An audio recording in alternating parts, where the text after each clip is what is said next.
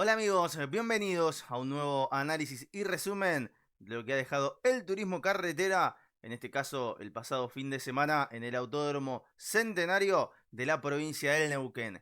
Tercera fecha del año para la categoría más añeja del mundo, cerrando su periplo patagónico que arrancó en el Calafate, que tuvo continuidad en Viedma y que se cerró en la jornada de ayer en el Autódromo neuquino. Un total de 57 autos presentes para la categoría más importante de Sudamérica y la victoria de Agustín Canapino, el titán de Arrecifes, el campeón que tiene la divisional, volvió a la victoria luego de un arranque de año complicado para el ex IndyCar. Bueno, se terminó quedando con la competencia final. Vamos a comenzar a repasar, a desmenuzar, a analizar todo lo que ha dejado la final y fundamentalmente lo que han sido las polémicas de la carrera, comenzando por el día sábado con la clasificación que quedó en manos de Matías Leonardo Rossi, el piloto de Delviso que se convirtió en el hombre con más pole position ganadas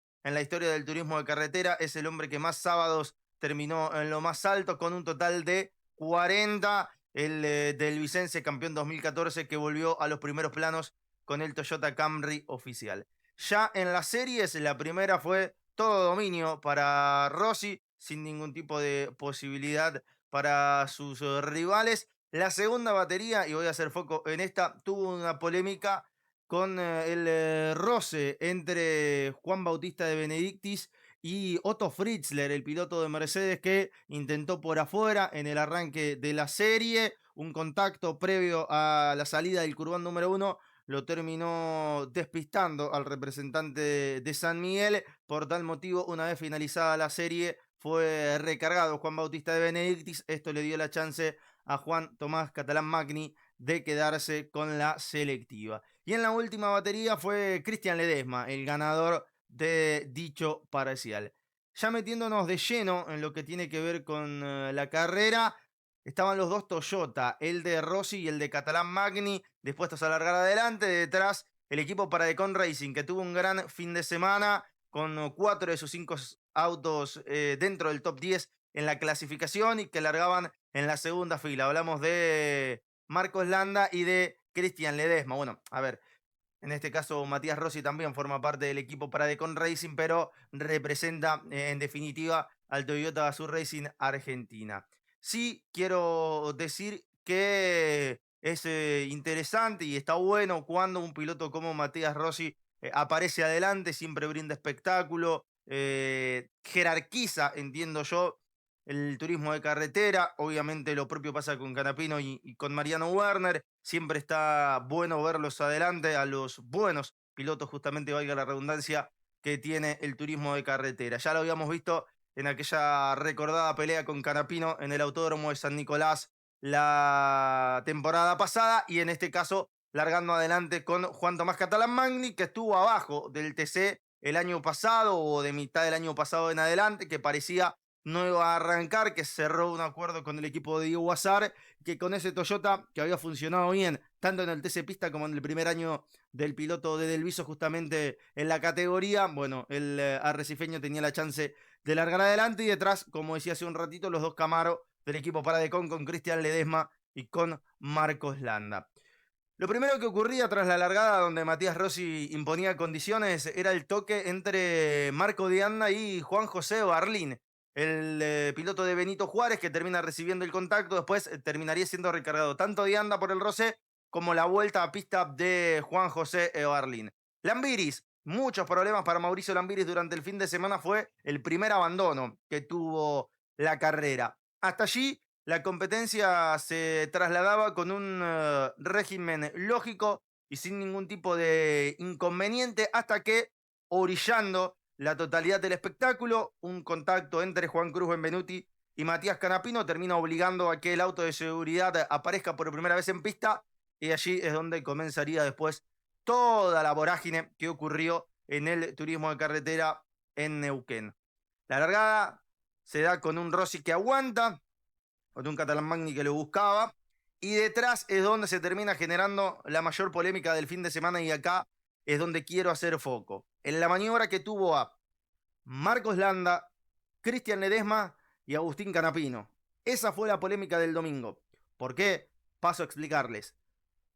En el relanzamiento es Agustín Canapino quien parece largar un poco mejor que sus rivales, pica mejor, hacen todo el curbón número 1 y cuando llegan al frenaje de la segunda variante es donde los tres a la par se termina dando el contacto. Ledesma queda por el medio, Canapino va por adentro, Landa por afuera, se cierra Marcos Landa para hacer el radio ideal, Ledesma queda por el centro y Canapino por adentro, prácticamente ya superándolo a Cristian Ledesma.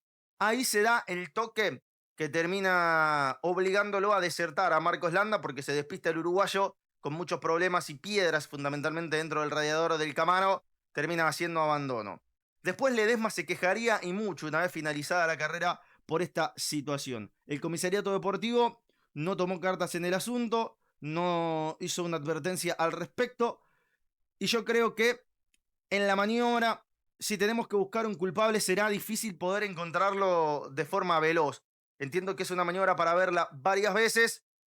Y si hay algo que es moneda corriente en el automovilismo, es si vos no encontrás un culpable en una maniobra, entonces significa que no lo hay o que termina siendo una maniobra de carrera. Bueno, yo no creo que haya sido una maniobra de carrera, porque inclusive termina perjudicando a uno de los tres protagonistas, pero tampoco se me hace muy sencillo de encontrar al culpable en la maniobra. Varias personas lo señalaron a Agustín Canapino como el culpable de la maniobra, señalando que el arrecifeño no dobló, lisa y llanamente no llegó a frenar y a doblar de forma correcta. Otros apuntaron a Marcos Landa, diciendo que el uruguayo se había cerrado con anterioridad. Muchos también dijeron que el único que podía evitar la maniobra era Ledesma por el medio, levantando un poquitito para permitir el radio de sus rivales. Bueno, es algo que seguramente quedará en el limbo y será materia de análisis durante toda la semana hasta la próxima fecha que tenga el turismo de carretera. Allí se generaba la primera polémica, teniendo en cuenta que al unísono Juan Tomás Catalamagni rompía el motor, quedaba lento en la pista, lo tuvieron que esquivar y fue abandono para Juanto cuando venía siendo una gran carrera. En el relanzamiento, una vez que esta situación obligó a la salida del auto de seguridad, neutralizó la competencia, una vez más Rossi lo sostuvo, en este caso a un Ignacio Faín, que salió beneficiado por esta situación. Detrás, rápidamente, Agustín Canapino lo aguantaba a Jonathan Castellano, lo superaba a Cristian Ledesma y estaba muy cerca de Nacho Faín, pero llegaría otro de los momentos importantes en la prueba. Y fue ese incidente múltiple que hubo en la salida de la curva número 1, que tuvo involucrado, por ejemplo, a Lucas Carabajal, a Marcos Quijada, también a Josito Di Palma, a Juan Bautista de Benedictis, por ejemplo, también hubo problemas con Nicolás Moscardini, que terminó siendo abandono rápidamente después de ese golpe. También una situación complicada donde queda el auto de Lucas Carabajal cruzado en el medio de la pista, lo termina impactando Marcos Quijada.